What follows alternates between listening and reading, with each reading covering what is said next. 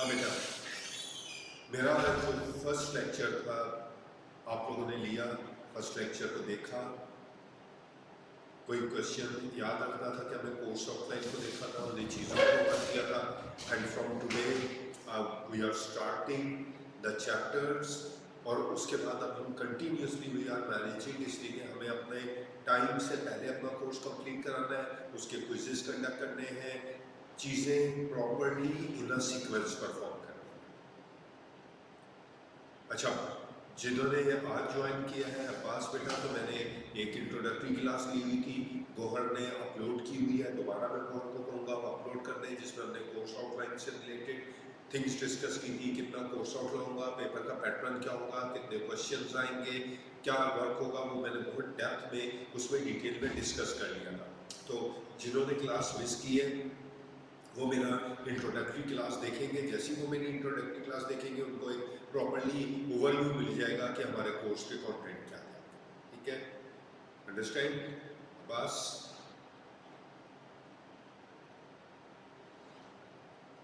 Okay, अच्छा, let's start. Remember we have how many chapters are there? कितने chapter थे?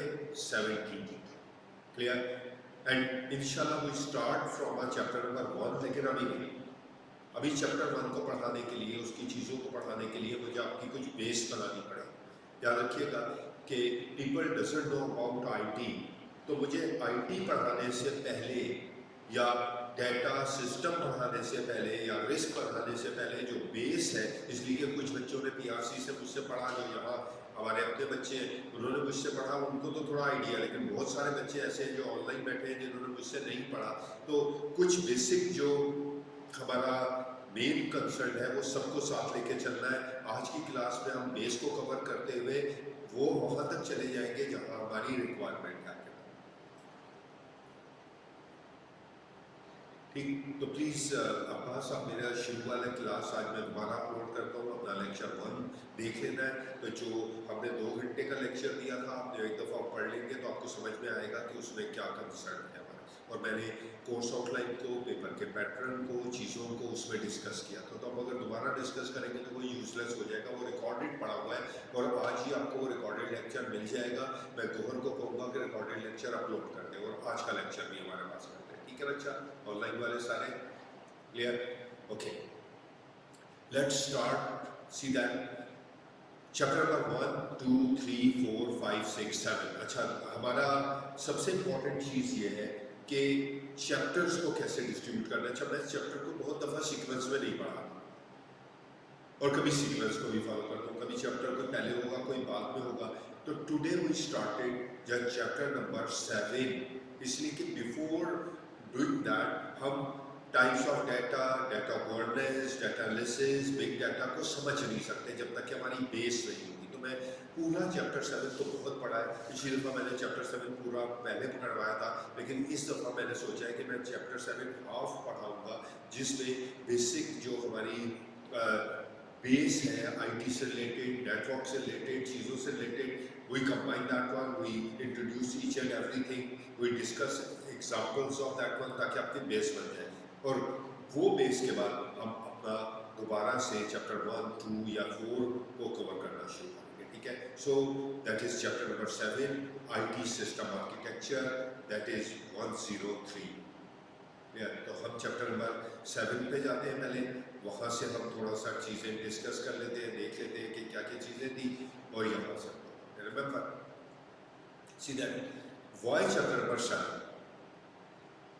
First one, key component of IT system architecture क्या होता है, architecture के कितने कंपोनेंट होते हैं, लेयर्स क्या होती हैं, सिस्टम लेयर्स क्या होती है, वेरी इंपॉर्टेंट। इस दफा भी लेयर्स से भी एमसीक्यूज आए, क्वेश्चंस आए, तो फॉलो करना है लेयर्स को। OSI, IT system interact with dependency, scalability, तो बहुत बड़ा टॉपिक है, बहुत सारे पेजेस है, लेकिन हम ट्राई करेंगे कि इनको एक सीक्वेंस में जाए। नोट्स अवेलेबल है, बुक कंपाइल हो रही है, क्लियर, नोट्स आपको मिलते चले जाएंगे पर चैप्टर वाइज, आपको कोई प्रॉब्लम नहीं। ठीक, आज बुक को पढ़ने से पहले, स्टार्ट करने से पहले हम कुछ बेस बना दें। ये देख रहे हैं आप, की component of IT infrastructure, that is the hardware, software. तो आप मेरे लेक्चर की तरफ आए, मेरी प्रेजेंटेशन की तरफ आए और जो क्वेश्चन है please you ask that. Clear? So the first chapter is IT technology and system. Done? Remember my previous student जिन्होंने मुझसे PRC में ये चैप्टर पढ़ा था, ITB के अंदर चैप्टर था, उनको थोड़ा सा आइडिया होगा, जिनको नहीं idea, I am revising all that stuff, थोड़ा सा रिवाइज है, with in 10-20 minute it is covered. What is information technology? साथ साथ ऑनलाइन मुझे बताते रहिएगा, मैं डिस्कस करता रहूँगा इंफॉर्मेशन टेक्नोलॉजी क्या है, व्हाट इज IT। एनीवन लिखते चले जाए, शाबाश। चैट पे इकरा, अब्बास, साथ और बाकी जितने लोग हैं जो मुझे नजर आ रहे हैं, what is IT? Anyone, any idea?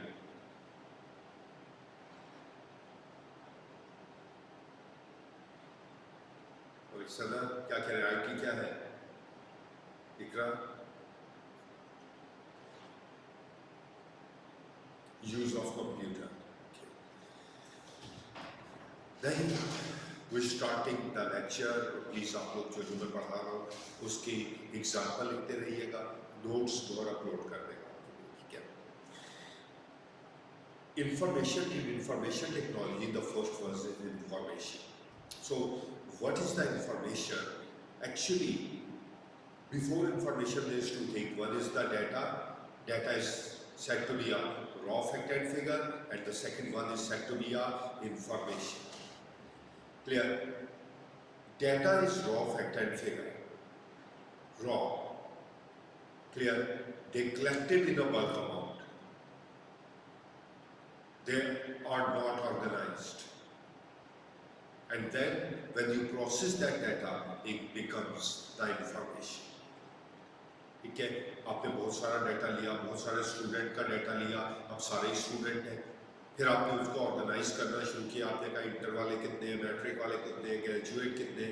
When you process that data it becomes the information. Accounts में आ गया, अकाउंट्स में आप डाटा लेंगे, उसको प्रोसेस करके इंफॉर्मेशन देंगे, बैलेंस शीट बनाएंगे, ट्रायल बैलेंस बनाएंगे, लेजर बनाएंगे, वो ऑर्गेनाइजेशन के लिए information. Clear? Data raw fact होगा। गूगल, बताएं मुझे, गूगल डाटा है या इंफॉर्मेशन है? गूगल पे डाटा है या इंफॉर्मेशन है? ऑनलाइन जल्दी जल्दी आंसर देते रहे, शाबाश। नाम नहीं लेना पड़ेगा, पास एक सना बाकी जितने भी हैं लोग, प्लीज जल्दी जल्दी चैट पे बताते जाएं। गूगल पे everything that in the Google is data or information. Shabash, information, okay, or information. No. Google contains data of the bulk amount. Different websites है, different pictures है, different images है, different videos है, different books है. The bulk amount of data is there. And when you go to a search engine, you write it down your topic, it processes that data, और आपके पास जो आता है वो क्या आता है?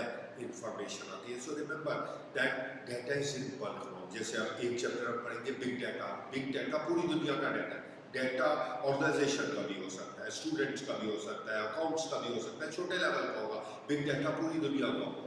Clear? So data raw fact and figure है, and when you process that data it becomes the information. इसीलिए हम डाटा साइंटिस्ट बना रहे हैं, इसीलिए हम डाटा एनालिस्ट बना रहे हैं। क्यों बना रहे हैं? ताकि हम डाटा को प्रॉपर्ली प्रोसेस कर सकें और उसको मेंटेन कर सकें। ठीक है? तो पहले आपने डिफरेंशिएशन करनी है कि डाटा और इंफॉर्मेशन में क्या डिफरेंस है। Data raw fact and figure है। फॉर एग्जाम्पल, मैं बार बार पहले भी एग्जाम्पल दिया कि मैं आप यहाँ बैठे हुए हैं, आपने अकाउंट्स पढ़ लिया, आपने मैथ पढ़ लिया, आपने स्टैट पढ़ लिया, मैं आपको एक क्वेश्चन दूँ, मैं आपको क्वेश्चन में लिखूँ calculate the mean median mode, सिर्फ ये बता दिया आपको, तो आप मुझसे क्या पूछेंगे कि मीन मीडियन मॉड कैलकुलेट करने से पहले मुझे क्या देना पड़ेगा आपको? Data.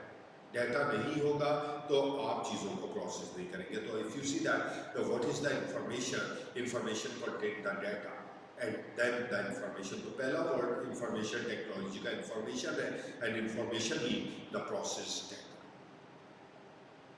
Done. Everyone clear? Please मुझे साथ साथ बताते जाना करें ताकि आप इंटरेक्ट रहे ऑनलाइन के लिए, आपका इंटरेक्ट होना ज़्यादा। शाबाश। Any question? Well done. Clear है? The second one is technology. Yeah, the second one is the technology. And what's the technology mean? Technology is derived from Latin word techno or techno. Technology is derived from Latin word techno or techno, which means to study about new things or new inventions. Clear? नई चीज़ों को interact करना, नई चीज़ों को invent करना। Like पहले Google होता था तो गूगल सर्च इंजन चल रहा था, क्या अचानक ही there is a new technology set to be ChatGPT. अब जैसे चैट जीपीटी आई, लोगों ने गूगल को यूज करना छोड़ दिया। पुराने मोबाइल होते थे वो टच स्क्रीन नहीं होते थे, ओल्ड टेक्नोलॉजी। जैसी नई टेक्नोलॉजी टच स्क्रीन आई, लोग उसकी तरफ रिवर्ट हो गए। तो technology is to study about new things. हम भी आपको इस चीज़ों में, अगर आप हमारे कोर्स आउटलाइन देखें तो हम आपको बिग डाटा भी पढ़ा रहे हैं, हम आपको क्लाउड कंप्यूटिंग भी पढ़ा रहे हैं, हम आपको आर्टिफिशियल इंटेलिजेंस पढ़ा रहे हैं, हम एल्गो ऑफ आर्टिफिशियल इंटेलिजेंस भी पढ़ा रहे हैं, हम आपको टेक्निक्स भी यूटिलाइज कर रहे हैं। क्लियर? हम आपको ब्लॉकचेन भी बता रहे हैं, हम आपको क्रिप्टोकरेंसी भी बता रहे हैं, हम आपको फिनटेक भी बता रहे हैं। हम आपको बता क्या रहे हैं? हम आपको न्यू टेक्नोलॉजी बता रहे हैं कि पुराने तरीके अब खत्म हो गए। We have to do for the new things. New technology invent करना है, आपको नए वेज आने चाहिए, आपको नई तरीके आने चाहिए। पुराने तरीके खत्म हो गए। क्लियर? कैलकुलेटर का काम खत्म हो गया, बारकोड का काम स्टार्ट हो गया, एआई का काम स्टार्ट हो गया, ह्यूमनाइजेशन कम होती चली जा रही है, डीह्यूमनाइजेशन हो रही है। क्लियर? और उसके बाद रिपोर्ट्स चीज़ों को मेंटेन करते चले जा रहे हैं, लोगों का बहुत आसान होता चला जा रहा है, लेकिन जॉब्स कम होती चली जा रही है। ये सब न्यू थिंग्स है, इनोवेशन है, टेक्नोलॉजी है। क्लियर? आपने वॉर्स देखी है, पहले वॉर्स ह्यूमन कर रहे होते थे, अब टेक्नोलॉजिकल वॉर है, साइबर वॉर्स है। साइबर वॉर होगा और पूरी दुनिया में जिसके पास अच्छे साइबर टेक्नोलॉजी होगी वही एनहांस करेगा। तो न्यू टेक्नोलॉजी को एनहांस करने के लिए टेक्नोलॉजी है, न्यू इन्वेंशन लाने के लिए। आप मुझे ये बताएं, जितने भी ऑनलाइन बैठे हुए हैं, यहाँ बैठे हुए हैं, मुझे ये बताएं क्या आप लोग कौन सा एआई टूल यूज करते हैं ज़्यादा सर्चिंग के लिए, नोट्स बनाने के लिए, चीज़ें एक्सट्रैक्ट करने के लिए? कौन सा यूज कर रहे हैं आजकल? Chat GPT. अब याद रखिएगा, अब ये देखिए, अब फिर वही अब्बास ने ChatGPT. Anyone else? Anyone else? ChatGPT, Iqra, बाकी उसे इकरा, इदरीस, बाकी लोग, जमदार, लॉर्ड। रिमेंबर, अब आप देखिएगा, आज आपने सर्च करना है कि चैट जीपीटी जब आया था तो बहुत फेमस हो गया था, लेकिन अब चैट जीपीटी से ज़्यादा पावरफुल टूल अवेलेबल है। जिमनाई भी बहुत ज़बरदस्त था, उसके बाद क्लॉड आ गया, क्लॉड का ज़्यादा आजकल पावरफुल हो रहा है। इसका मतलब है कि बहुत लॉन्ग लास्टिंग थिंग नहीं है। Within a month technology change हो रही है, within a month new tools आ रहे हैं, within a month generative AI के टूल्स चीज हो रहे हैं। जो कंपनी नए अच्छा टूल दे देती है, पुराने टूल को लोग छोड़ के नए टूल की तरफ आ जाते हैं। Technology, and it is not take the years. Clear? It takes the month to change. ठीक है? बहुत सारे 10 टूल आप अभी देख लेंगे तो आपको बहुत जबरदस्त, जेन एआई के देख लेंगे, पिक्चर जनरेटिंग के देख लेंगे, वेब डेवलपमेंट के देख लेंगे, वेब डिजाइनिंग के देख लेंगे, मूवी एडिटिंग के देख लेंगे। आजकल आपको नजर आ रहा होगा कि ये सब फ्रीली अवेलेबल है, और जो अच्छे टूल यूज करता है वो, उसको नॉलेज होती है, वो इजीली सब चीज़ों को एक्सट्रैक्ट कर सकता है। तो technology, information technology. Done? Understand? समझ में आया बच्चों?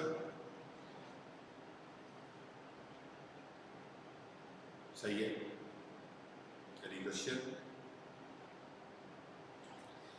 What is IT? अब आप दोनों को कंबाइन करें, इंफॉर्मेशन टेक्नोलॉजी, दोनों की डेफिनेशन मैंने आपको बता दी. सो व्हाट यू से, what is the information technology, what is the IT? Yes, online देख रहा हूँ मैं चैट, तो प्लीज सर बताते जाएं.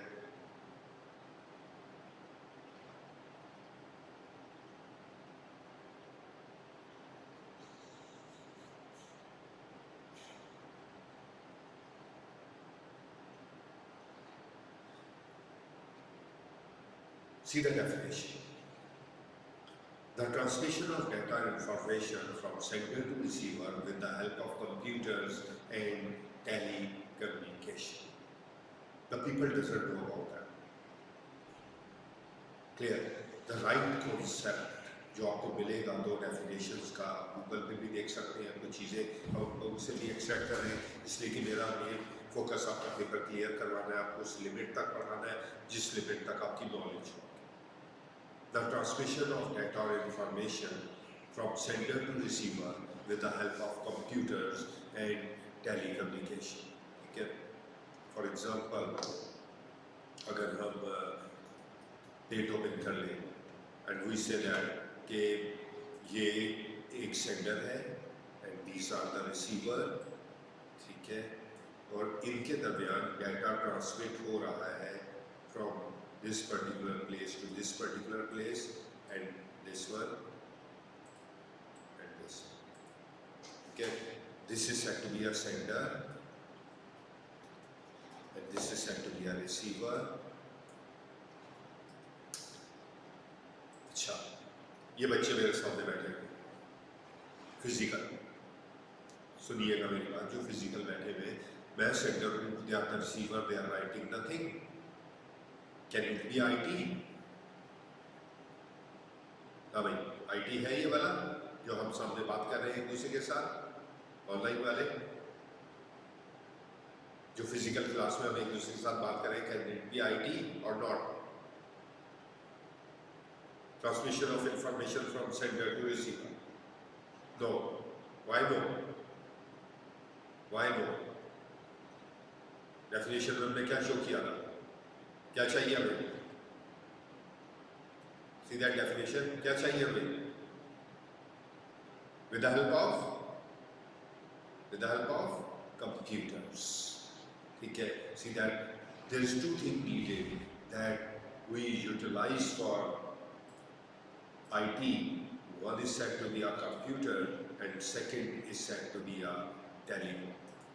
अगर ये दो चीजें हो जाती हैं जिसकी बेसिस पे आप कम्युनिकेट कर रहे हैं, one is set to be a computer, ठीक है, ये हमारे पास क्या होगा, that is computer, and the second one is telecom, जो कि हम आपको आज ही डिफाइन कर रहे हैं. अच्छा, ऑनलाइन वाले बैठे हुए, ऑनलाइन वाले मेरी बात सुन रहे हैं, मेरा लेक्चर ले रहे हैं, ऑनलाइन ले रहे हैं. ऑनलाइन के लिए क्या जरूरत है उनको? What do you think they required? शाबाश, एक इंटरनेट. इंटरनेट क्या है? टेलीकॉम है, टेलीकम्युनिकेशन सिग्नल्स, रिमेंबर. और दूसरा डिवाइस, डिवाइस इंटरनेट डिवाइस हो तो वही हो गया, टेलीकॉम हो गया. और सेकंड थिंग क्या चाहिए उनको? सेकंड थिंग क्या चाहिए? कंप्यूटर या mobile. Mobile is also the computer. अगर उनके पास मोबाइल नहीं है, लैपटॉप नहीं है, या मोबाइल है, लैपटॉप है, लेकिन इंटरनेट नहीं चल रहा या सिग्नल अच्छे नहीं आ रहे, तो मेरी वॉइस नहीं जाएगी. इसका मतलब है कि आईटी के लिए there must be required that you must have a computers at the telecom. दो चीज़ें होना जरूरी है, दोनों को डेप्थ में जाएंगे, आप बेस समझते चले जाइएगा ताकि मुझे रिपीट करने की जरूरत ना पड़े आपके पास. ठीक है? So remember the definition.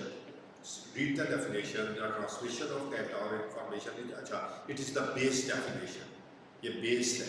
आगे depth definition की तरफ भी हम जा रहे हैं. So from the sender to receiver with the help of computers and telecommunication. Like अगर ATM पे जाते हैं तो ATM में भी कंप्यूटर पड़े हुए और इंटरनेट लगा हुआ है या टेलीकॉम लिंक अवेलेबल है. क्लियर, जरूरी नहीं है कि टेलीकॉम इंटरनेट ही हो, लिंक अवेलेबल है. अगर लिंक डाउन होता है तो लिंक डाउन का मैसेज आता है, ट्रांजैक्शन नहीं होगी. अगर आप मोबाइल पे चैट जीपीटी यूज कर रहे हैं तो जब भी आपके पास दोनों चीज़ें होनी ज़रूरी है। अगर ऑनलाइन लेक्चर ले रहे हैं तो जब भी दोनों चीज़ें होनी ज़रूरी है आपके पास। क्लियर? बैंकिंग ट्रांजैक्शन करें तो मोबाइल का इंटरनेट से कनेक्ट होना ज़रूरी है। अगर ये नहीं होगा तो आपका आउटपुट नहीं मिलेगा। क्लियर? यहाँ तक कि अगर आप बैंक में चेक जमा करवाने चले जाते हैं, you have to deposit the cheque, तो चेक भी फिजिकल है, लोग भी फिजिकल है, but they said that system नहीं चल रहा, ऑनलाइन नहीं है, सिस्टम चल रहा है, सॉफ्टवेयर चल रहा है, लेकिन लिंक नहीं हो रहा, तो जब भी काम नहीं होगा तो दैट इज इंफॉर्मेशन। बच्चों, अब्बास, अबीहा, इकरा और कौन है, मैंने बहुत सारे बच्चों के नाम नीचे स्क्रॉल हो रहे हैं, तो प्लीज़ आप लोग बताते जाओ, जरा मुझे मैसेज करते रहो ताकि मुझे नजर आए यहाँ तक समझ में आया सारे बच्चों को।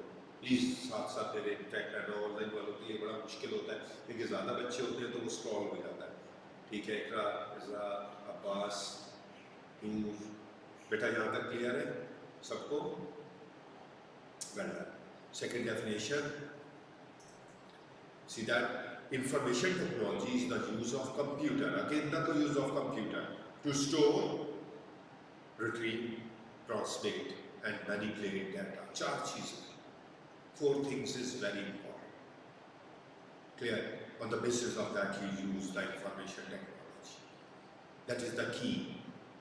Like अगर छोटी सी एग्जांपल से बात करते हैं कि आप क्या कर रहे हैं, अकाउंट्स मेंटेन कर रहे हैं, अकाउंट्स है। अब अकाउंट्स में पहले कौन सी एंट्री होती है, कहां से डेटा स्टार्ट होता है, क्या इंटर करना पड़ता है आपको? जनरल एंट्री की कौन सी होती है, क्या डालना पड़ता है? क्रेडिट और डेबिट। जब तक क्रेडिट डेबिट स्टोर नहीं होंगे, क्या बैलेंस शीट बनेगी, क्या लेजर बनेगा, क्या ट्रायल बैलेंस बनेगा, क्या कैश फ्लो होगा, क्या अकाउंट रिसीवेबल पेएबल होंगे? नहीं होगा। इसका मतलब है किसी भी कंप्यूटर में पहले डाटा स्टोर होगा।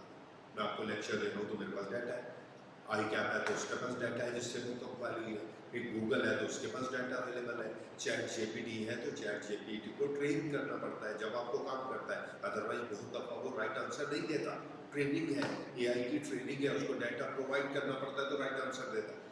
डाटा, सबसे पहले आपने डाटा को स्टोर करना है, then you have to access, data को रिट्रीव करना है। जैसे गूगल पे गए, गूगल के पास डाटा है, स्टोर है, आपने गूगल पे टॉपिक लिखा, रिट्रीव हो गया, चैट जीपीटी में लिखा, रिट्रीव हो गया, आप हमारी वेबसाइट पे आए, आपने लेक्चर पे क्लिक किया, रिट्रीव हो गया। ठीक है, एक्सेस किया, पहले स्टोर हुआ तो एक्सेस हुआ, फिर आपने अपने किसी फ्रेंड के साथ शेयर कर लिया, ट्रांसमिट कर दिया, और अगर आपको लगा कि डाटा में कहीं स्पेल मिस्टेक्स है, कुछ वैल्यू मिस्टेक्स है, तो आप उसको मैनिपुलेट कर रहे हैं। ठीक है, फिर मेरी अकाउंट्स की एग्जांपल सुनिएगा। क्रेडिट डेबिट आपने स्टोर किया, मुख्तलिफ report like account payable, receivable, you have to retrieve that one, फिर रिपोर्ट को आपने अपने बॉस को ट्रांसमिट किया, बॉस ने कहा यार इस पर मिस्टेक है, तो आपने उस मिस्टेक को मैनिपुलेट किया, और information often in context of business और इंटरप्राइज, वो पूरी दुनिया में होगा या किसी बिजनेस की बेस पे होगा, you have to access that stuff. ये इंफॉर्मेशन टेक्नोलॉजी है। एक दफा डेफिनेशन पढ़े, 4 मेन इंग्रेडिएंट है।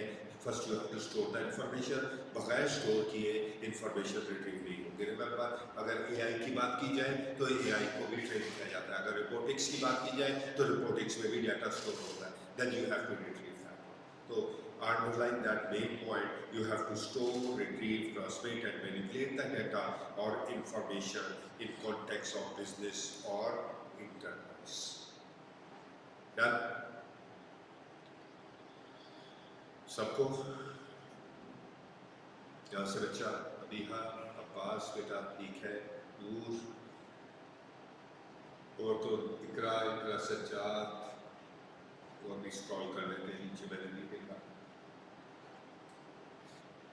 सना, नूर बेटा सबको ठीक है, समझ में आया? Any question? क्लियर? डेफिनेशन पढ़ लें, कुछ चीज़ नहीं समझ में आई तो एक दफ़ा मुझसे पूछ लें, मैं वेट कर रहा हूँ डेफिनेशन रीड कर, एक दफ़ा रीड कर लें, कुछ चीज़ नहीं समझ में आई तो पूछ लें।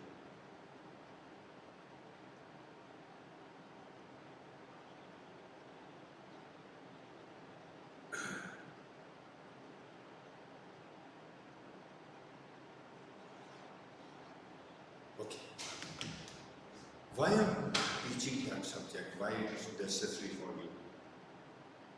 Reason is that कि दुनिया रिवर्ट हो रही है, पुरानी थिंग्स चेंज हो रही है, जेन AI का दौर आ गया, क्लियर?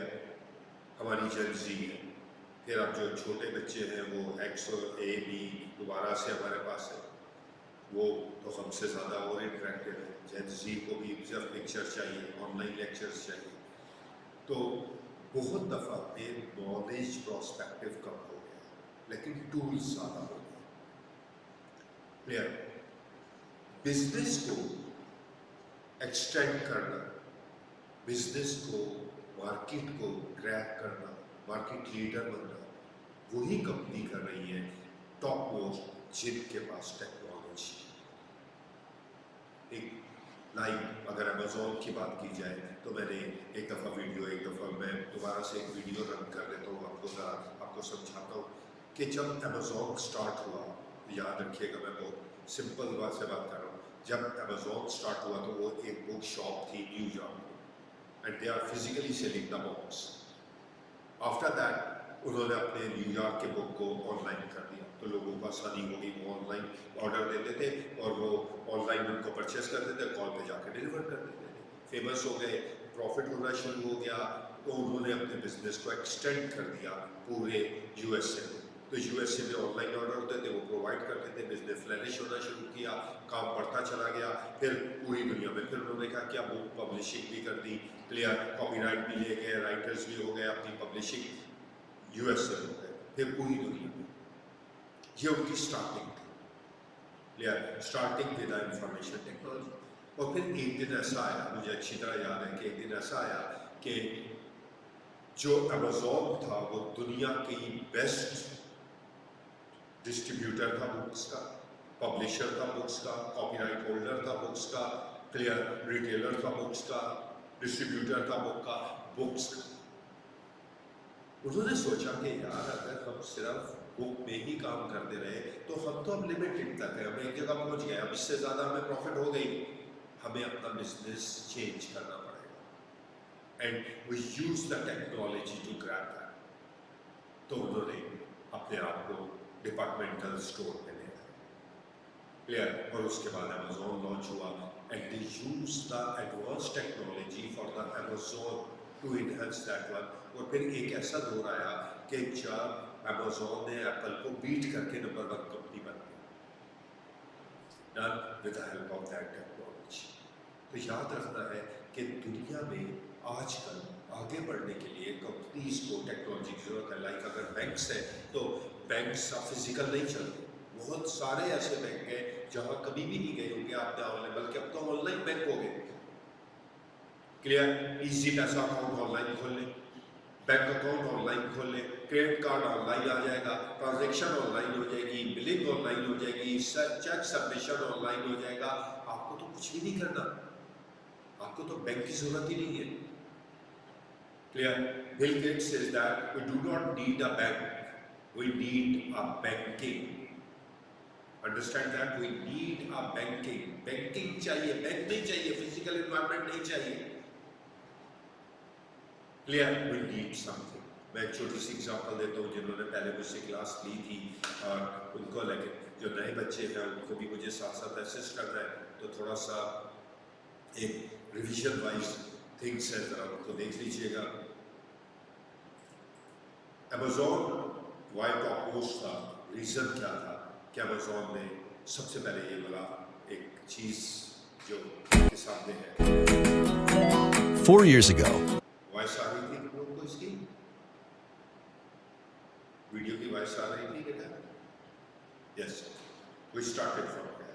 रिमेंबर, अमेज़ॉन ने वो काम करना स्टार्ट किया जो बाकी डिपार्टमेंटल स्टोर नहीं कर रहे थे। इसीलिए आपने देखा होगा कि अमेज़ॉन का मार्केट कैप्चरिंग बहुत ज़्यादा है, क्लियर, सीधा।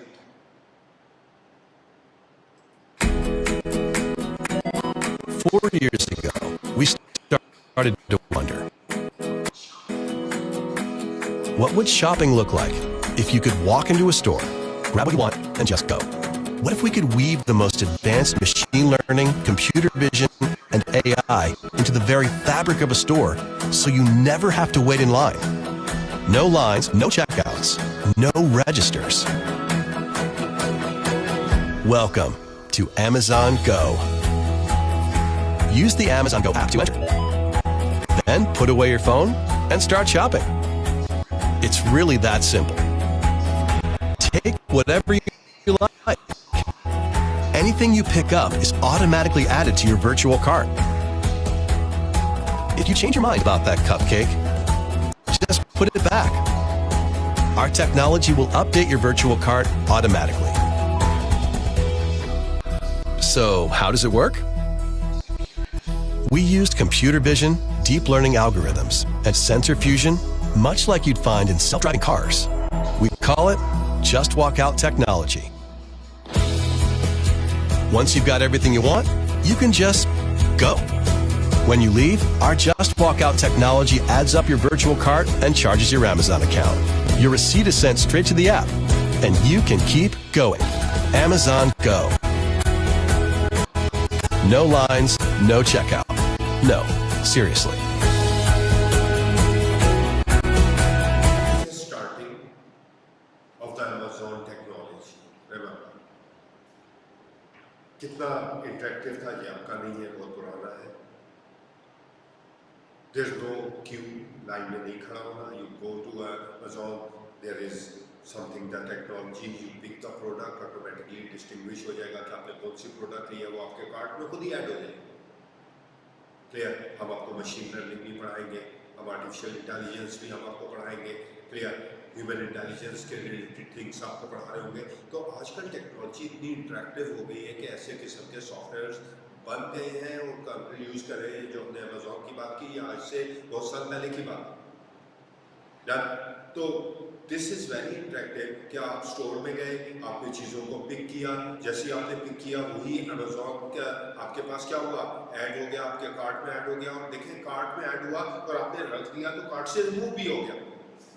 And then when you pass out from that particular shop, तो ऑटोमेटिकली अमेजोन अकाउंट से पेमेंट भी हो गई. आपको लाइन में खड़े होने की जरूरत नहीं पड़ी. You do everything by the technology. एक तो तरीका हमारे पास ये था कि जो अमेजोन में हमारे पास यहाँ से यूज हुआ. ठीक है, क्लियर है यहाँ तक?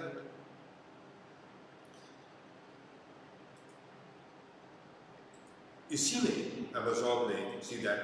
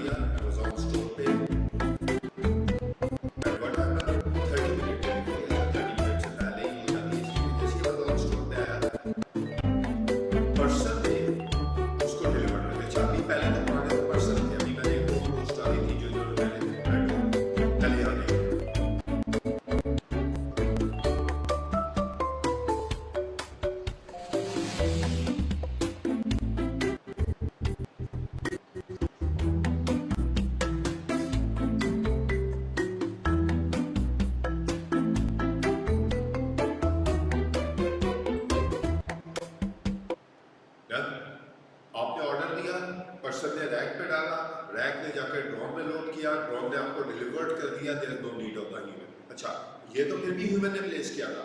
अभी शायद यहाँ मिल जाए या क्या, मेरी एक पोस्ट थी जिसमें मैंने ये शो किया था कि Amazon ware house contain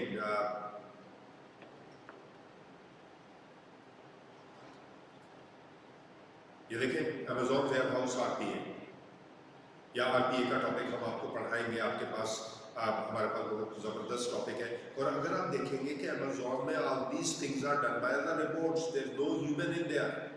clear. ये सारी पिक्चर आती है कि ये देखें, आपको प्लेस करने वाला, पिक करने वाला, डिलीवर करने वाला हमारे पास है. And there is a post जो मैंने की थी कि there is not a single human in the Amazon warehouse. तो इट इज़ वेरी इंटरेक्टिव कि आपके पास सारी चीज़ें रिपोर्ट्स ही होंगी. That is Amazon warehouse reporting, trading report for efficient packing and something. तो world is changing toward the technology. Information technology, दुनिया की वो बेस्ट कंपनीज, वही तमाम चीज़ें जो कि सबसे टॉप मोस्ट पे है, वो आईटी को यूज़ करते हुए आपको बेस्ट आउटपुट देंगे। ठीक, तो हम टिकटॉक का होकर हो रहा है, अल्लाह खैर करे। हमने तो उसको अमेज़न वगैरह उस पर क्लिक किया था, खैर देख लेते हैं। ये वाला ही हमने क्लिक किया था ताकि इसको सॉर्ट आउट करें, आप पिक्चर्स देख सकते हैं। देख रहे हैं हम, there are the small reports, see that,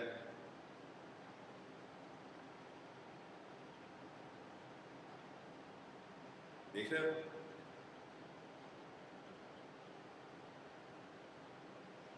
placement warehouse में रिपोर्ट्स की है, पिकिंग वेयर हाउस में रिपोर्ट्स की है, ह्यूमन इन्वॉल्व नहीं है। ठीक, they just pick and deliver.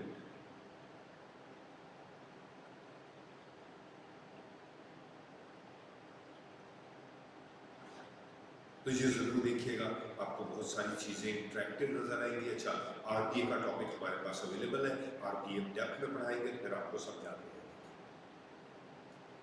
Everyone understand? बच्चों समझ में आया तुम लोग के?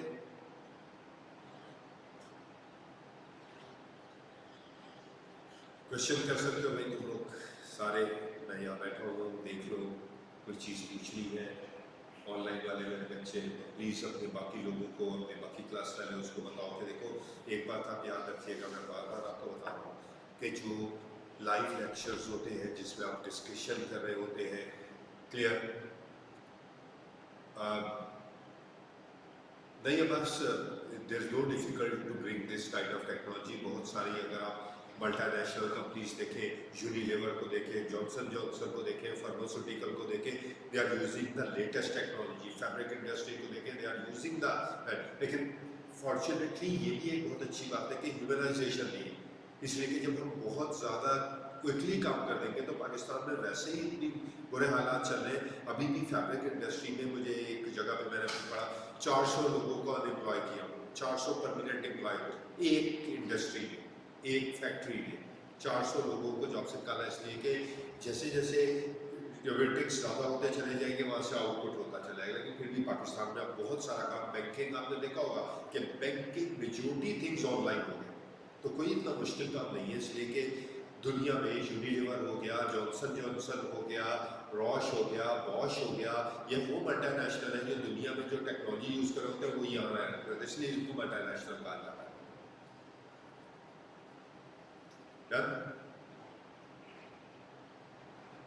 Understand everyone? और प्लीज़ अपने स्टूडेंट्स को कहिएगा कि वो ऑनलाइन लेक्चर लिया करें, फिजिकल लेक्चर आके बैठा करें, इसलिए कि जो नॉलेज आपको क्रॉस क्वेश्चन से करती है, जो सामने आती है, जो नॉलेज वहाँ से आती है, वही आपके पेपर के लिए रिवर्ट होती है। क्लियर? अब please do not miss the class and make the notes properly, read the book properly, और साथ साथ नोट्स बनाते रहते हैं कि जैसे ही एंड वो कवर हो जाए। मेरे नोट्स अवेलेबल है, उनमें बहुत इंटरेक्टिवली एग्जाम्पल्स दी हुई है, आपको ज़्यादा मेहनत नहीं करनी पड़ेगी, आप सिर्फ मेरा लेक्चर लें, नोट्स लें, रीड करें, इधर उधर नहीं चाहिए।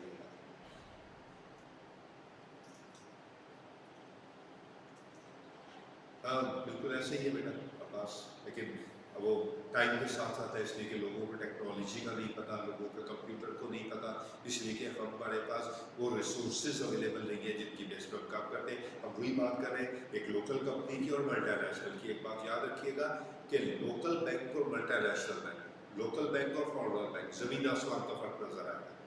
ठीक है, नेशनल बैंक में चले जाएं और स्टैंडर्ड चार्टर्ड्स में चले जाएं या कोई फॉरेन बैंक में चले जाएं तो उनकी सर्विस में ज़मीन आसमान का फर्क नजर आएगा, लेकिन स्टैंडर्ड टेक्नोलॉजी की बेस पर होते हैं। तो लोकल बैंक इतने पैसे खर्च नहीं करते, सिक्योरिटी के लिए पैसे खर्च नहीं करते।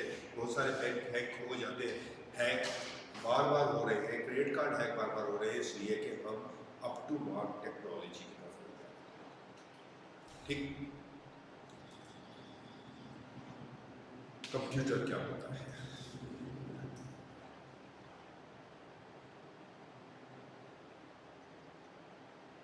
What is computer?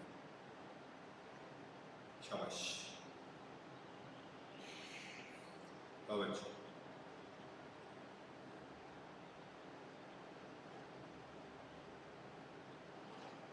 ऑनलाइन वाले भी बोले क्या है कंप्यूटर, क्या है कंप्यूटर की डेफिनेशन क्या होगी। आप जो पूछे भाई तुम तो आईटी पढ़ रहे हो, कंप्यूटर आता है इलेक्ट्रॉनिक डिवाइस।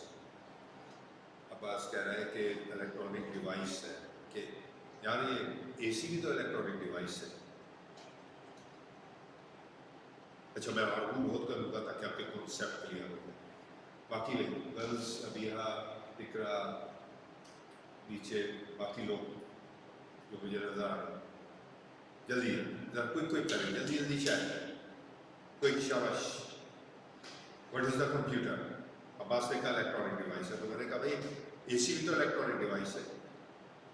क्लियर? मल्टीमीडिया भी इलेक्ट्रॉनिक डिवाइस है, कंप्यूटर नहीं है।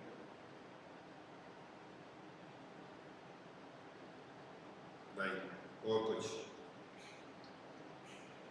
प्रोसेस डाटा जरूरी है और बताएं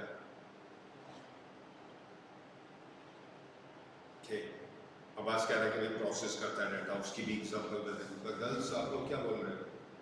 शाबाश।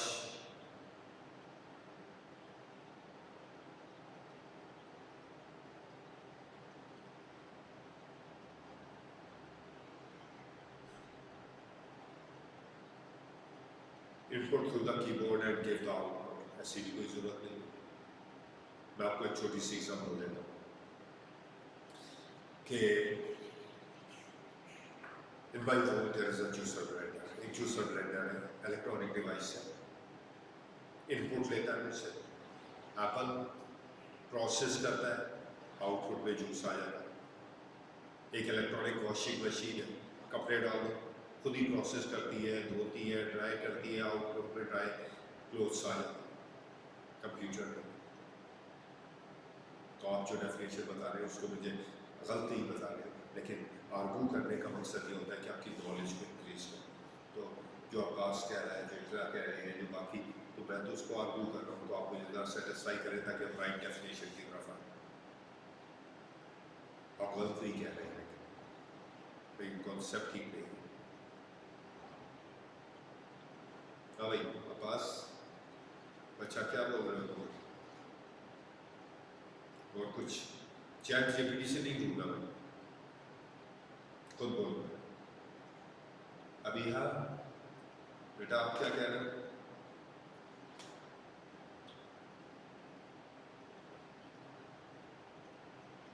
क्यों भाई अब्बास खैरियत है? तुम्हारा प्रोसेसर ठीक करना पड़ेगा यार। इज़ा बेटा दूर सदा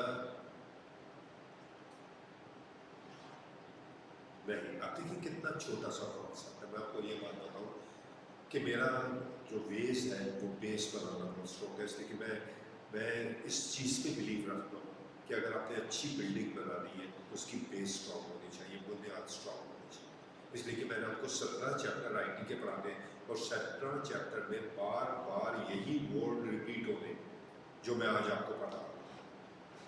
अगर आपके कॉन्सेप्ट ही नहीं होंगे तो मैं आपको सिर्फ रटवा सकता हूँ, समझा नहीं सकता। ठीक नहीं। अगर कभी भी आपसे कोई पूछे कि कंप्यूटर क्या है, तो कंप्यूटर में अगर आर हटा दें आर तो क्या बनता है? पढ़िएगा, कंप्यूटर में अगर you remove that R, what's the word, ये वाला हटा दिया हमने, ये वाला यहाँ पे आया, दिस वन, क्या बन रहा है? We are said to be a compute. Understand? Anything which compute or calculate is computer. Definition आ रही है सबको? Anything which compute or calculate is computer. और जो कंप्यूट कैलकुलेट नहीं करता वो कंप्यूटर नहीं है। और second thing, it is not necessary कि कंप्यूटर इलेक्ट्रॉनिक हो।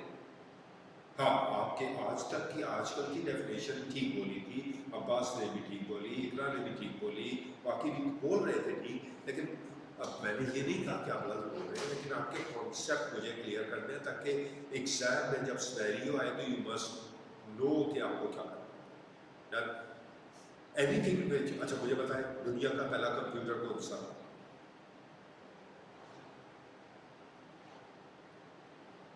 हाँ भाई, दुनिया का पहला कंप्यूटर कौन सा?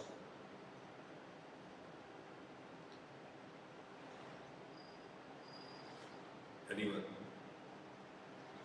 अब्बास, नूर, इकरा, अबीहा, सना? नहीं, गूगल नहीं करना, ऐसे बोलना। क्लियर? याद होगा हम बुक्स में पढ़ते थे अबैकस, यही था। अबैकस क्या इलेक्ट्रॉनिक था? किसने बनाया था? चाइनीज, ओल्ड में था। चाइनीज कैलकुलेशन के लिए बिट्स यूज करते थे और बिट्स की बेसिस पे कैलकुलेटर भी करते। क्लियर? इलेक्ट्रॉनिक डिवाइस नहीं था, मैनुअल था। पास्कल ने मैनुअल कैलकुलेटर बनाया, मैनुअल था। Clear? Mechanical, manual, electronic, wording आपको समझ में आएगी। उसकी डेथ के बाद लोगों ने बताया कि भाई ये उसने पहला कैलकुलेटर बताया था और उसी की बेस पे कैलकुलेटर बना। तो anything which computer calculate, juicer machine जो थी, जूसर ब्लेंडर जो था, वो कंप्यूट नहीं कर रहा, कैलकुलेट नहीं कर रहा, इनपुट भी ले रहा है, प्रोसेस भी कर रहा है, आउटपुट भी ले रहा है। क्लियर? जो वो चीज़ जो कंप्यूट और कैलकुलेट कर रही है वो कंप्यूटर है। क्या एसी कंप्यूटर है? एसी कंप्यूटर है? एनीवन?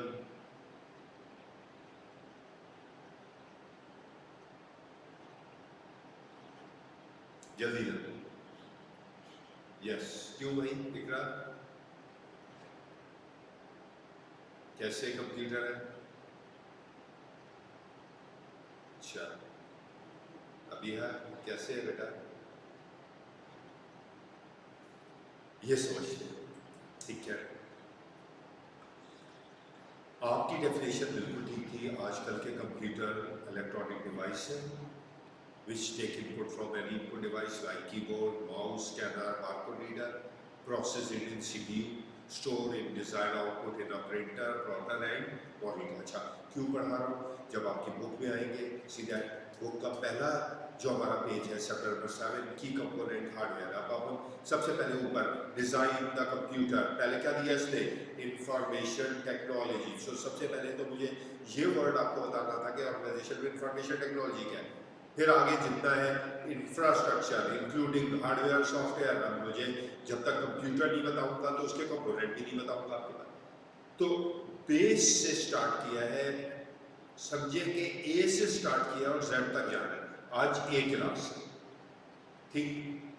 तो this is process in CPU, output देता है प्रिंटर पे, प्लॉटर पे, मॉनिटर्स पे, मल्टीमीडिया पे, लॉट ऑफ अदर थिंग जिस पे हम आउटपुट देते हैं। तो बेसिक डेफिनेशन ये थी, चीज़ें ये थी। एक दफ़ा रीड करें पूरी स्लाइड को, आगे बढ़ते हैं। और जो हमने क्वेश्चन किया था कि एसी कंप्यूटर है या नहीं है, उसको ज़रा डिस्कस करते हैं, टाइप ऑफ कंप्यूटर्स। पहले यहाँ तक पढ़ें and please give me the explanation that you understand the concept और not. If there is something तो प्लीज़ आस्क दैट।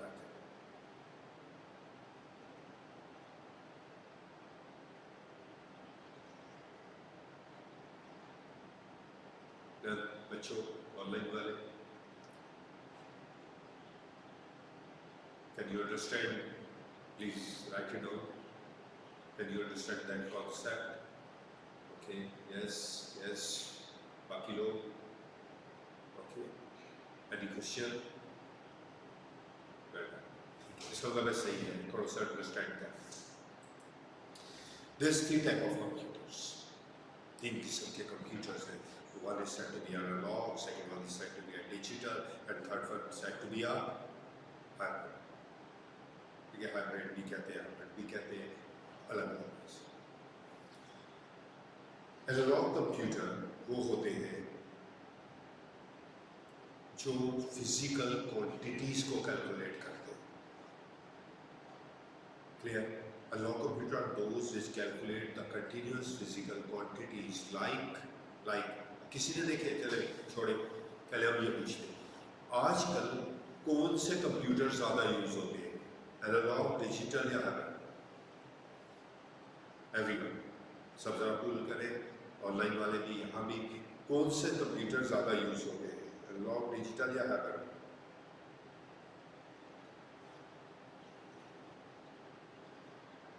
जल्दी जल्दी बताइए। एनालॉग दिखा करिए, एनालॉग कैसे हो? कौन से कंप्यूटर ज़्यादा यूज़ हो? बाकी अब्बास, कौन से कंप्यूटर ज़्यादा यूज़ होते हैं? सदा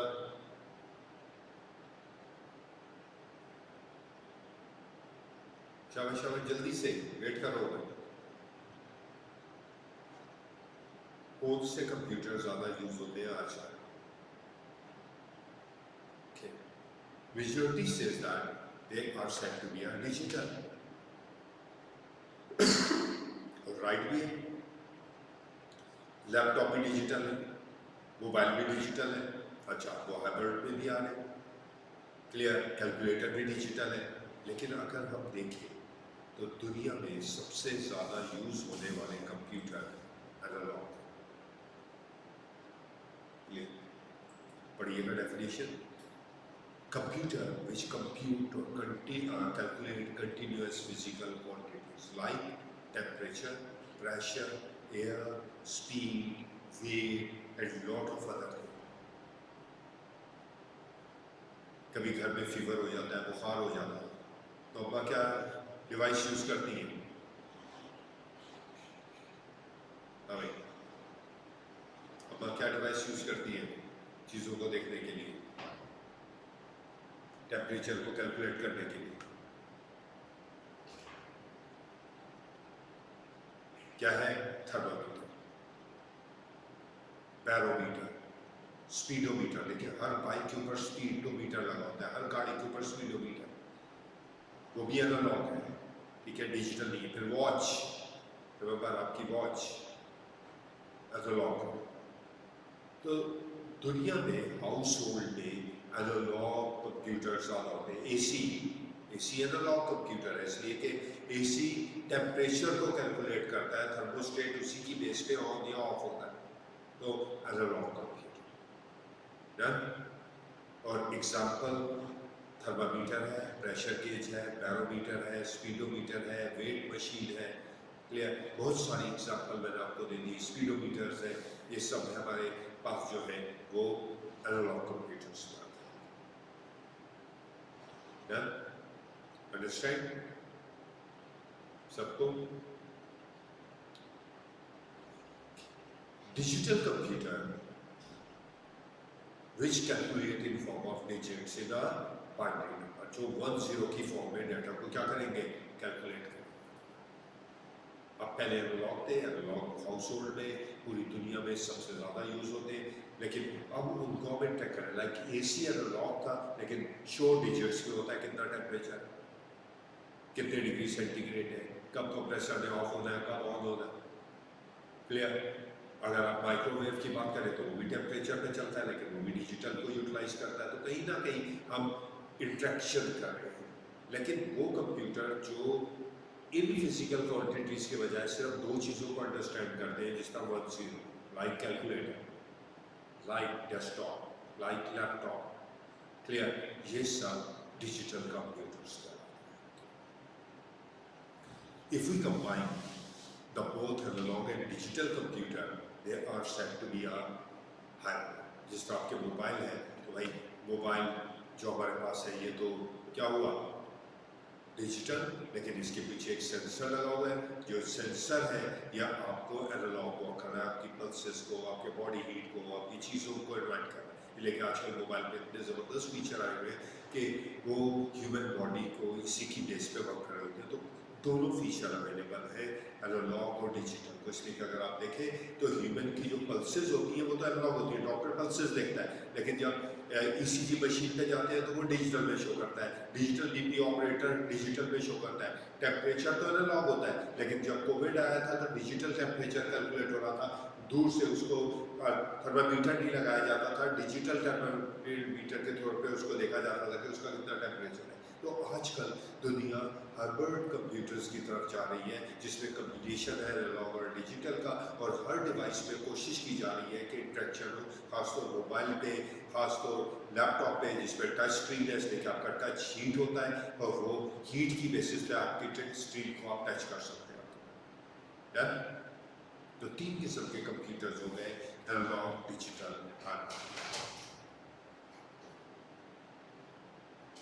यहाँ तक समझ में आया सबको? क्लियर? एनीथिंग?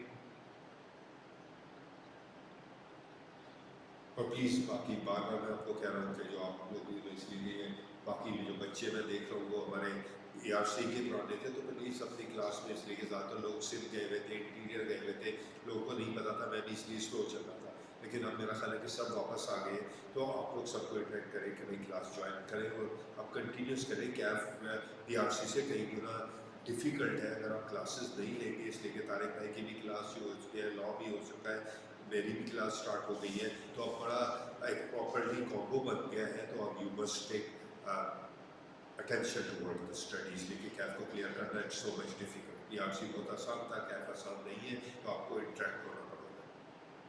डन? सही है बेटा? यहाँ तक क्लियर है सबको?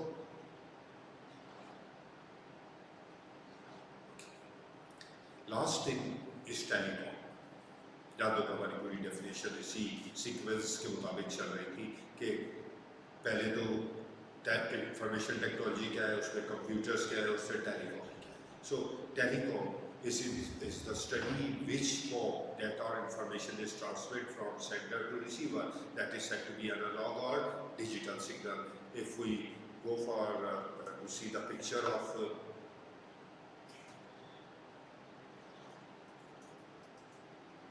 see that analog and digital signal, दो ही किस्म क्या है, मैं बोल रहा हूँ मेरी वॉइस एनालॉग में है, लेकिन ये एनालॉग कन्वर्ट हो रहा है डिजिटल पे, जो आपके मीडिया पे, फाइबर पे, आपके सिग्नल्स के थ्रू आप तक पहुँच रहा है।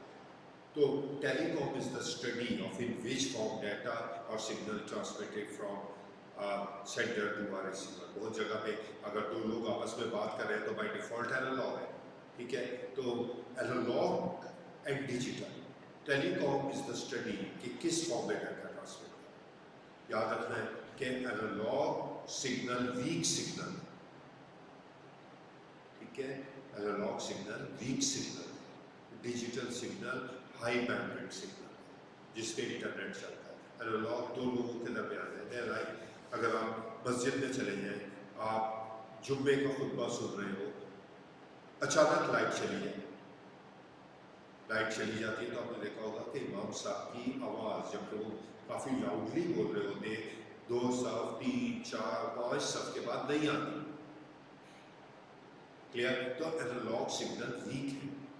ह्यूमन जब बोलता है तो उसकी आवाज़ एक रूम तक जाती है, यहाँ जो स्टूडेंट बैठे उनके, लेकिन बहुत बड़े सेमिनार हॉल में नहीं जाती, तो उसके लिए क्या लगाना पड़ता है आपको? डिजिटल सिस्टम लगाना पड़ता है जो डिजिटाइज करता है। और डिजिटलाइज क्या करते हैं? हाई फ्रीक्वेंसी होती है, अगर थाउजेंड्स ऑफ एनालॉग को कंबाइन करें तो एक डिजिटल बनता है। इसी वजह से हाई बैंडविड्थ डाटा जाता है, दूर तक डाटा जाता है। इंटरनेट डिजिटल सिग्नल है तो पूरी दुनिया में आप ट्रांसमिट कर सकते हैं। जैसे ही आपके माइक लगा लेते हैं, आपका वॉइस आप डिजिटलाइज करते हैं तो वो स्पीकर से दूर तक आपके पास जाता है। तो this is something the difference. अच्छा, ये इतना बड़ा टॉपिक है जो हम आगे एक प्रॉपरली पढ़ेंगे, लेकिन अभी मैं इतनी डेप्थ में जाना नहीं चाहता। इसके लिए बस बेसिक है कि सेंटर से रिसीवर तक डाटा किस फॉर्म में ट्रांसमिट होगा, that is said to be our telecommunication. बच्चों क्लियर है? अंडरस्टैंड? समझ में आया? गुड। तो ये हमारा पहला काम। अब आप अगर यहाँ देखें, अब अपनी बुक की तरफ आए तो क्या कह रहा है? Hardware, software, support, IT system is critical to determine the efficiency and performance adaptability. अब सबसे पहले आईटी सिस्टम, तो आईटी सिस्टम को पढ़ाने के लिए पहले तो ये बता दें कि सिस्टम क्या होता है। आईटी हम आपको पढ़ा चुके हैं, क्लियर? आईटी हमने आपको पढ़ा दिया, सिस्टम हमने पढ़ा दिया, आर्किटेक्चर हम आपको पढ़ाने जा रहे हैं। Key component of IT system then architecture. Component of the architecture क्या है, आर्किटेक्चर होता क्या है, वो भी हम आपको डिस्कस करते हैं। तो याद रखना है कि बेस स्ट्रॉन्ग बन जाएगी तो मुझे आगे वाले टॉपिक पढ़ाना मुश्किल नहीं होगा। सिस्टम क्या होता है? What is the system? See the definition. System is a set of interrelated components that work together to achieve a common goal or purpose. Clear? System. Organization का system. Organization के system में HR भी है, finance भी है, accounts भी है, production भी है, मार्केटिंग भी है। अगर एक कंपोनेंट ठीक नहीं होगा, set of inter related component, तो कोई भी आपको बेटर आउटपुट नहीं देगा। घर का सिस्टम, अच्छा भाई घर का सिस्टम कौन चला रहा है? ज्यादातर मदर चला रही होती है, अम्मा चला रही होती है। अगर अम्मा नहीं है, अम्मा चली जाए, करीब 2 दिन के लिए जा रही हो रिलेटिव, दादा दादी के चली जाती है, पूरा सिस्टम क्या हो जाता है, पता नहीं चलता कि भाई क्या पकाना है, पता नहीं चलता कि मेड कब आएगी, पता नहीं चलता कि कौन हायरिंग करेगा। पूरा सिस्टम हमारे पास है। अबू चलेंगे, अबू को कौन चला रहा है? भैया और तो बस पे ठीक है, तो अबू को भी मामा चला रही हो, तो मैं मामा नहीं होंगी तो अबू कैसे चलेंगे? तो it is the main component. एक और आसान एग्जाम्पल देखिए, एक एग्जांपल हमने दी ऑर्गेनाइजेशन की, उसके ये कंपोनेंट। दूसरी आसान एग्जांपल, ह्यूमन बॉडी एक सिस्टम है, इंटररिलेटेड कंपोनेंट है। एक कंपोनेंट वीक हो जाए, सर में दर्द हो गया, क्लियर, किडनी में इन्फेक्शन हो गया, लंग्स में प्रॉब्लम आ गई, पूरा सिस्टम उससे क्या करता है, अफेक्ट करता है। सिस्टम, कंप्यूटर सिस्टम में रैम है, प्रोसेसर है, मेमोरी है। हम रैम निकाल लें, हम कहें भाई रैम तो लगने नहीं देना, बगैर रैम के कंप्यूटर चलाओ, चल जाएगा? बताएं, can it work if you remove that RAM? No. Clear? Why? Every component work together. एक अच्छा जो सिस्टम होता है, देखिए डेफिनेशन क्या है, system is a set of interrelated component that work together to achieve common goal और purpose. Each part may achieve the goal, but when combined they function as a whole unit. Lungs, kidney, heart, brain, clear, सब अपना काम करेंगे तो आपका system proper नहीं होगा। अगर एक भी सिस्टम लो होगा, रैम खराब होना शुरू होगी तो पूरा सिस्टम हैंग होना शुरू होगा। क्लियर? प्रोसेसर सही नहीं होगा तो सिस्टम अच्छा परफॉर्म नहीं करेगा। तो please see the definition, read कर ले। If you need some help, if you want to ask something, तो पहले डेफिनेशन पूछिए, रीड करें, कोई चीज़ पूछनी है तो मेरे साथ पूछ सकते।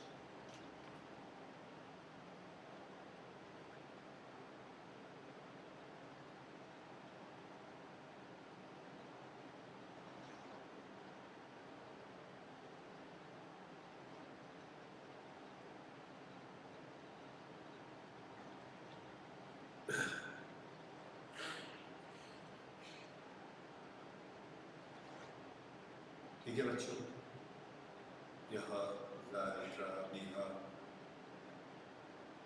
अब्बास,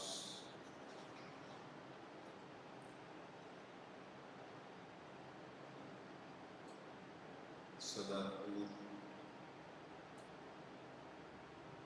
बच्चों सही है? ठीक है।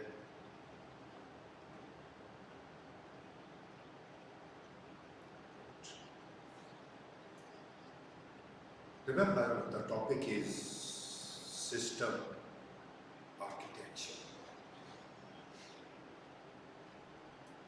Architecture क्या होता है? What is the meaning of the architecture? हम कहते हैं यार घर का आर्किटेक्चर ऐसा है। So what is the meaning of the architecture? देखिए, रीड करिएगा क्या लिखा हुआ है। Architecture means the design. Architecturally, the design and structure of the organization. Structure, घर का डिज़ाइन, कितने रूम्स होंगे, उस रूम में कहाँ होगा, कॉरिडोर कहाँ होगा, क्लियर. ऑर्गेनाइजेशन का आर्किटेक्चर, ऑर्गेनाइजेशन क्या होगा, मार्केटिंग डिपार्टमेंट क्या करेगा, प्रोडक्शन क्या होगी, उसका आर्किटेक्चर क्या होगा, उसका लेआउट क्या होगा, आर्किटेक्चर.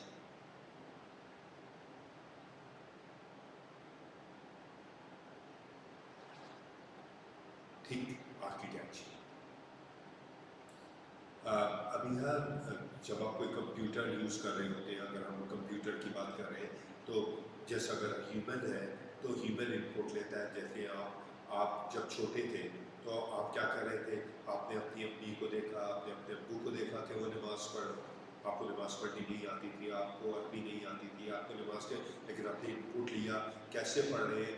आपको नहीं भी आता था तो आप वही वाली चीज़ को प्रोसेस करके उन्हीं के साथ उसी तरह नमाज पढ़ रहे.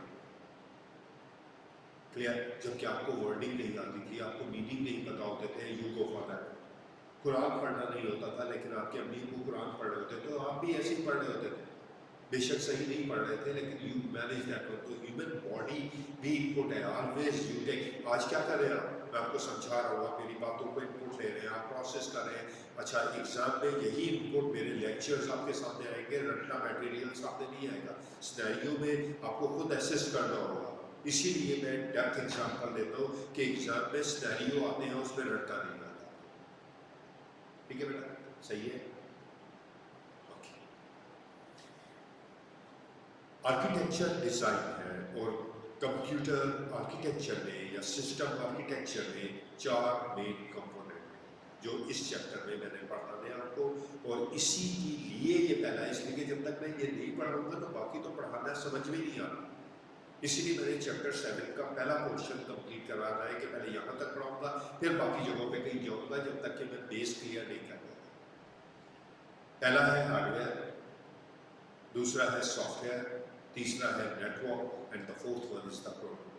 So actually the hardware, software, network and protocol, if you see that, I'll give the detail on that one. The hardware contains the computer, the server and the storage, and the software contains the application, operating system and the databases, and the network contains LAN, WAN and the internet, intranet, and the protocols is the communication system. So actually the architecture is the combination of all the stuff that you see in your screen. And if you go for your book, clear, that is clearly written, the system architecture contains the hardware, the server and the storage. And remember, each and everything is discussed in detail. What is the hardware, what is the server, what is the storage, what is the network equipment, what is the peripheral devices, what is the software. So I try my best to give you the detailed example of each and everything that is written in a book and what the examiner want to ask. Yeah?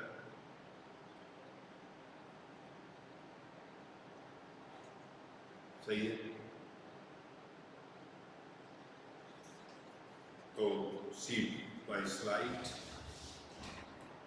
Everything is written there, हर चीज़ properly mentioned है, कोई चीज़ आपको ज़्यादा नहीं. हाँ, अब servers क्या होते हैं, what is the storage devices, clear, what is the application operating, what is the open source, what is the RAM, उनको मैं डिस्कस करूँगा. लेकिन जब इंफ्रास्ट्रक्चर आर्किटेक्चर की बात आएगी तो उसमें 4 component.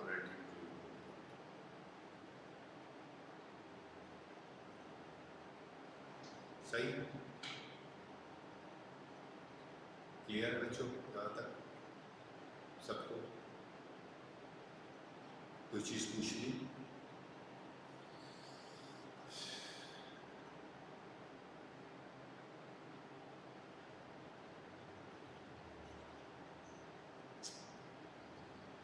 Remember, I write down something different जो ज़रूरी बात है कि यहाँ पर भी है. Why would need the infrastructure, architecture क्यों चाहिए? अगर आपका IT आर्किटेक्चर अच्छा नहीं होगा, कोई अभी बात कर रहा था, बात कर रहा था, बिल्कुल ठीक बात की उसने कि भाई पाकिस्तान में तो टेक्नोलॉजी इतनी अच्छी चलती नहीं है, बैंकिंग की काम नहीं होती। बिल्कुल आई रियली एग्री कि आप अमाउंट ट्रांसफ़र करने लगे जब भी प्रॉब्लम है, एटीएम में जाए जब भी प्रॉब्लम है। क्लियर? रीज़न क्या है कि हमने दुनिया के स्टैंडर्ड के मुताबिक अपना आर्किटेक्चरल थिंग्स परफॉर्म नहीं किए। तो why the IT architecture is important? First one, efficiency. Smooth integration होनी चाहिए, सारी चीज़ें आपस में एक दूसरे से इंटीग्रेट हो। एक chapter ERP, supply chain, CRM का, ठीक। तो सबसे बड़ा फ़ायदा जो नज़र आता है that is the efficiency, that you when the good architecture efficiency मिलेगी। आपने घर बना लिया लेकिन घर में रूम इतने कंजेस्टेड बनाए, आपने डोर्स ऐसे बनाए कि आने जाने का मसला हो रहा है, तो आप कभी भी कंफर्टेबल नहीं होंगे। आपने ऐसा प्रॉपर्ली डिज़ाइन किया जो आपकी रिक्वायरमेंट के मुताबिक है, तो you are performing the work, you are very happy on that one. The same way the IT architecture, there is the ERP system, finance, HR and the supply chain, then your performance is enhances. Efficiency बढ़ेगी, performance होगी, speed बढ़ेगी, response बढ़ेगा। Cloud computing है, जब cloud का फ़ायदा क्या है कि सब कुछ ऑनलाइन पड़ा होगा, आपके पास कुछ भी नहीं होगा जब भी आप परफॉर्म कर सकते हैं। डाटा आपके पास नहीं होगा, सॉफ्टवेयर आपके पास नहीं होंगे, हार्डवेयर आपके पास नहीं होगा, जब भी you can perform that work.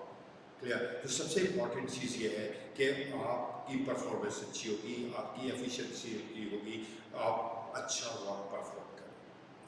Third one is adaptability and scalability. What's the difference between adaptable and scalable? What's that word?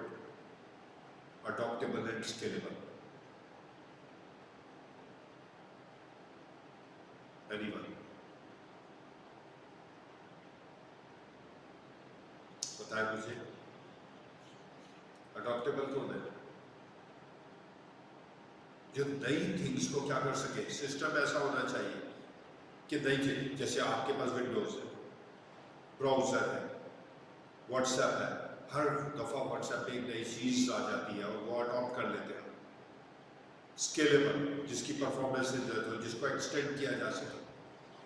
Adaptable, नई थिंग्स को अडॉप्ट करना। स्केलेबल, एक्सटेंड करना, बढ़ा देना, प्रॉपर्टीज़ बढ़ा देना, परफॉर्मेंस बढ़ा देना, कैपेबिलिटी बढ़ा देना। तो IT इंफ्रास्ट्रक्चर ऐसा होना चाहिए जिसमें एफिशिएंसी है, you have to increase your performance, you adopt the new things. Clear? The company moving from one premises server to a cloud computing, adopt कर रही है नई टेक्नोलॉजी, अपने आप को स्केलेबल कर रही है। यहाँ भी डाटा पड़ा है, क्लाउड पे भी डाटा पड़ा है, स्केलेबिलिटी, एक्सटेंडेबिलिटी। क्लियर? देन इंफ्रास्ट्रक्चर ऐसा होना चाहिए जो सिक्योर हो, ताकि आपका डाटा कोई हैक ना कर सके। इंक्रिप्टेड होना चाहिए, फायरवॉल लगे होने चाहिए, एक्सेस कंट्रोल होना चाहिए, थंब इम्प्रेशन होना चाहिए, फेशियल एक्सप्रेशन होना चाहिए, एंटीवायरसेस होने चाहिए, IDS होने चाहिए। सो ताकि आपका डाटा बैंक है तो बैंक का इंफ्रास्ट्रक्चर एफिशिएंट होना चाहिए, परफॉर्मेंस अच्छी होनी चाहिए, बैंक नए फीचर अडॉप्ट करे, अपने आप को एक्सटेंड करे, सिक्योर प्रोवाइड करे। अगर ये कर रहा है तो उसका इंफ्रास्ट्रक्चर, आर्किटेक्चर अच्छा है। और अगर ये नहीं कर रहा, सिक्योर नहीं है, पाकिस्तानी बैंक हैक हो रहे हैं, तो इसका मतलब है कि उनका IT आर्किटेक्चर, इंफ्रास्ट्रक्चर अच्छा नहीं है। तो that is the main important of IT architecture.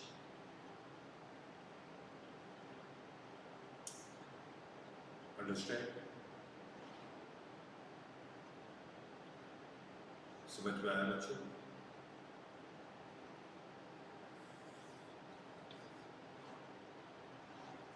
मेरा ख्याल है कि आज के लिए इतना ही है। तो बच्चे हैं आज बहुत ज़्यादा एक्सटेंड लेवल पे नहीं जा रहे हैं, आहिस्ता आहिस्ता हम अपने आप को वर्क करेंगे। प्लीज़ मेरे लेक्चर को स्प्रेड आउट करिएगा। अपने जो अपने दोस्त हैं, इसलिए कि हमारे PRC के बहुत सारे बच्चे थे माशाल्लाह से, प्रीवियस जितने बैचेस पढ़ रहे हैं, अरसलान मैं बड़े एफर्ट से उन्होंने कराए हैं, तो बहुत सारे बच्चे थे। एंड आई वॉन्ट दैट कि एवरीवन बी स्ट्रिंग है क्लियर। और इस दफ़ा तो सारी माशाल्लाह से ज़बरदस्त हमारा कंप्लीट कॉम्बो बना हुआ है। तो आपको कहीं भी प्रॉब्लम हो तो आप एक्सेस कर सकते हैं, मैनेजमेंट से कंसल्ट कर सकते हैं। ऑनलाइन लेक्चर्स के लिए कोई प्रॉब्लम है तो ग्रुप पे वर्क कर सकते हैं, ठीक। And they are effort doing a very good effort on that. जी जी, मुझे याद है कि अभी मैं कह रहा था कि आप लोग को आइंदा से प्लीज़ आप लोग फिजिकल आया करें। मैं आपको एक ये बात बताऊँ कि पिछली दफ़ा भी जो बच्चे फिज़िकल आ रहे थे उनके पेपर बहुत ज़बरदस्त गए हैं और वो मेरिट लेवल पे जा रहे थे। देखिए फिज़िकल का एक चीज़ बहुत इम्पॉर्टेंट है कि मैं यहाँ बैठा होता हूँ, अच्छा मैंने क्लास सेट किया, मेरे पास बैठ गए, आपने अपनी थ्योरी सॉल्व की, मैंने आपको क्वेश्चन दिए, आपने अपनी नोट्स मुझे दिखाए, तो वो बहुत इंटरेक्टिव रहता है। ठीक है, ऑनलाइन लेक्चर्स आपके पास अवेलेबल है, आप किसी वक्त भी देख सकते हैं, लेकिन टीचर के साथ फिज़िकल इंटरेक्ट करना, क्विज़ेस लेना, वॉक करना, ठीक है, अपने नोट्स बताना, अपनी जो प्रॉब्लम्स है उनको इन दैट वे, यहाँ रहते हुए वही बात है, अगर आपने मेरिट लेवल का पढ़ना है तो आपको फिज़िकल होना पड़ेगा, फिज़िकली क्लासेस लेनी पड़ेगी। इसलिए कि अब हम कोशिश कर रहे होते हैं कि मेरे बाद तारिक भाई के बाद लॉ, सारी क्लासेस आपके पास हो, तो अगर आप एक दिन आते हैं तो सारी क्लासेस आप अटेंड कर रहे होते हैं, तो कॉस्ट इफेक्टिव भी हो जाएगा और चीज़ें भी मैनेज हो जाएगी। So please I want that one कि नेक्स्ट क्लास में सब कोशिश करें कि फिज़िकली आओ, और जो बच्चे आज नहीं आए हैं और उनको भी आप बेटा कमिंग वीक में हम कोशिश यही करें कि जैसे जैसे बच्चे गैदर्ड होते जाएंगे बहुत फ्रीक्वेंट होती चली जाएगी। हम कोशिश करेंगे कि पहले हम 2-2 क्लासेस करें, मैं 2 क्लासेस में ही इतना कुछ करवा देता हूँ कि मैनेज हो जाए, कभी कभी 3 क्लासेस में, लेकिन अभी नहीं, अभी थोड़ा सा स्लो एंड स्टडी एक स्टेप पर, ताकि आपका इन्वायरमेंट बनना शुरू हो, आपका भी आर्किटेक्चर बनना शुरू हो, आपका भी इन्वायरमेंट बनना शुरू हो, आप स्टडी के तरफ हो, आपके पास बुक हो, फिजिकल बुक आपके पास हो, मेरे फिजिकल नोट्स आपके पास हो, बुक अवेलेबल हो आपके पास, that you go. Thank you so much. Any question? You want to ask anything? So please पूछिए. Thank you. और please next class कोशिश करिएगा.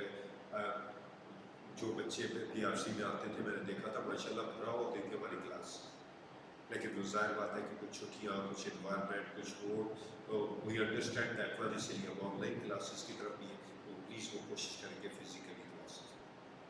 Thank you so much. Allah.